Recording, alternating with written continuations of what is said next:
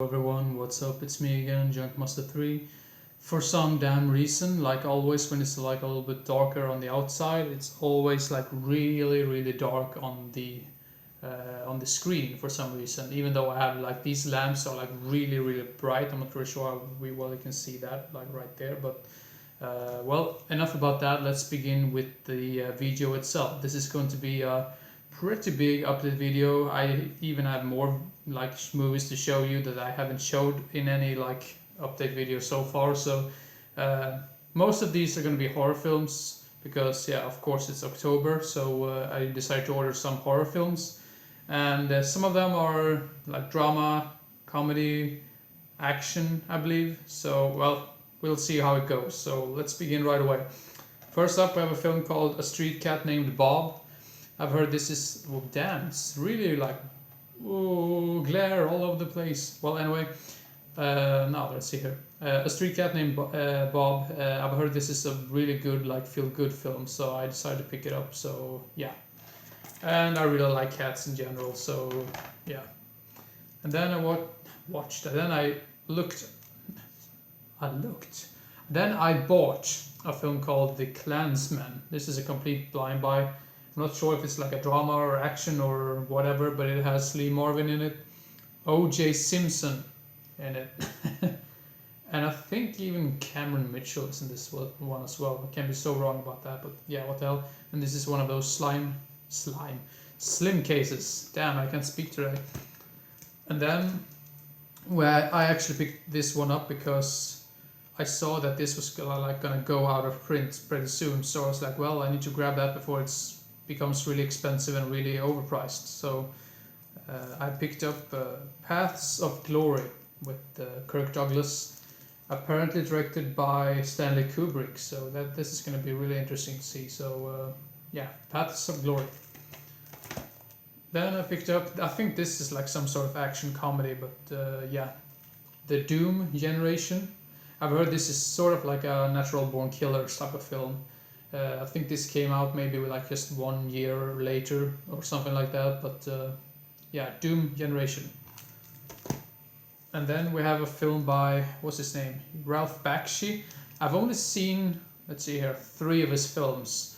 One which was the Lord of the Rings film, which is really weird. I mean, I don't hate it, I don't love it either.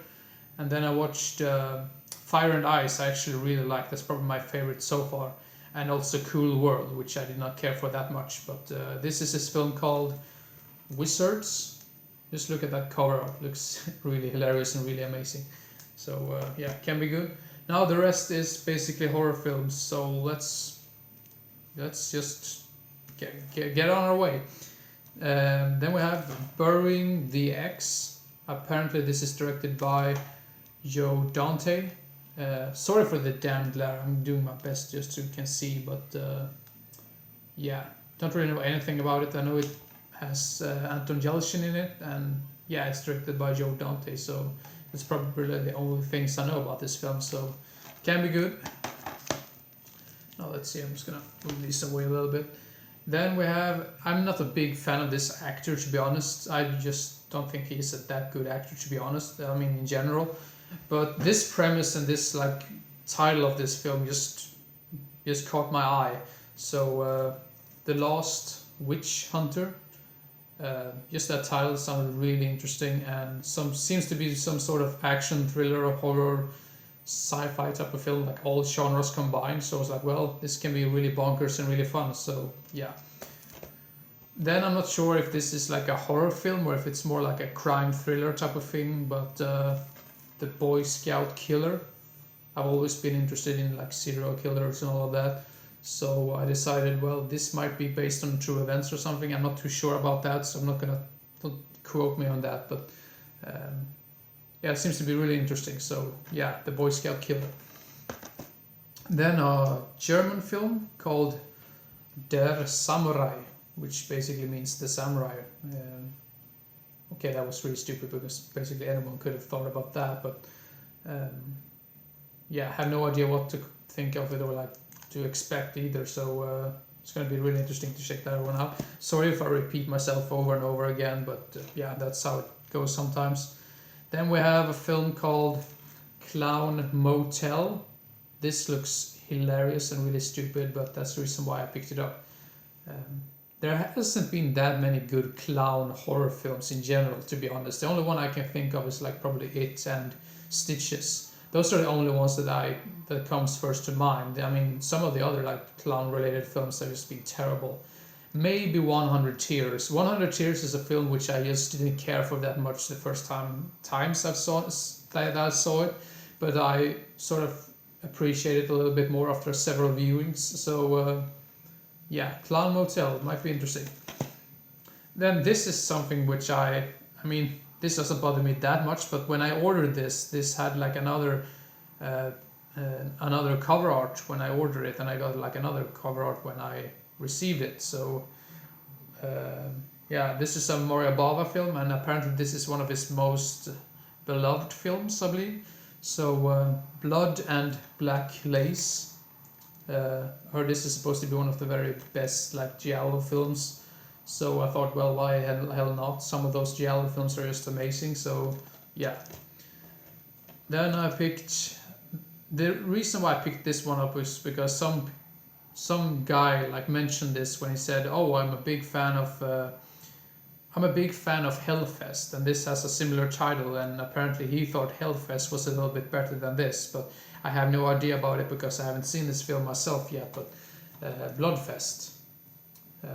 I'm not sure if I said Hellfest or Bloodfest, but anyway, Hellfest is a really good film, and I'm hoping for this one to be as good. Now, I'm not saying Hellfest is any masterpiece or anything, but I just remember that I really liked that film when I saw it in the cinemas, and it was a breath of fresh air because I'm so damn tired of all of these ghost films in general. So, yeah. Then we have a film from the 50s. Okay, I think you've already seen it now, but Tarantella. Apparently about some giant spiders killing people, hopefully. So yeah, tarantulas. Then an Italian extreme horror film. I've heard this is supposed to be really disturbing and really disgusting, but not too sure about that because I've seen so many like disturbing movies in general, so they don't really bother me that much anymore. I know that sounds really disturbing to say or really fucked up to say, but yeah.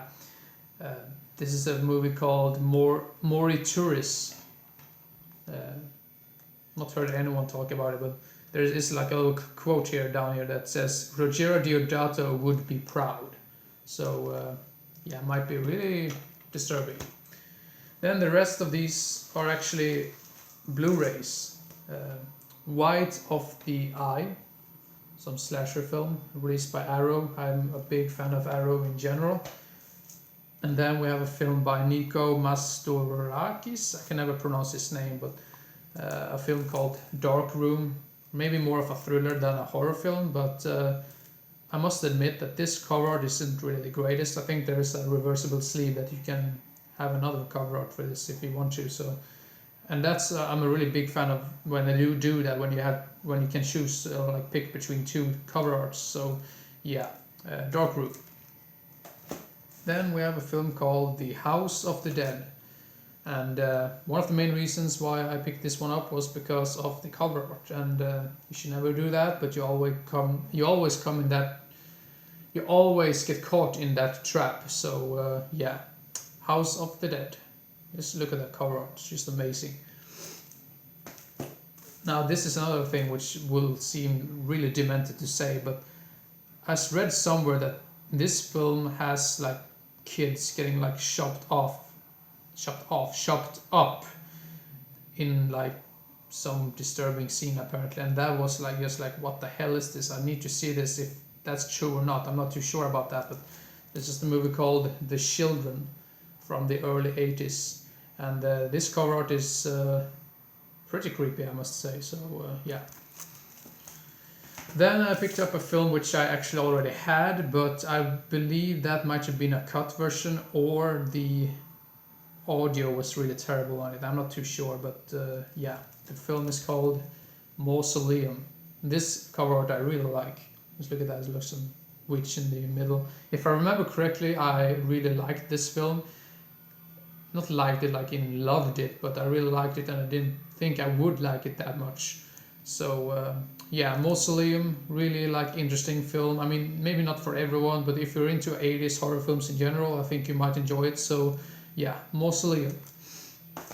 And then this is another film which I already had before, but that was like I think that was like some very old Vipco release, and I believe I'm not too sure if that's cut or not, and that's the reason why I picked up this release. So, and this is the release for Slayer, The Slayer, released by Arrow Films.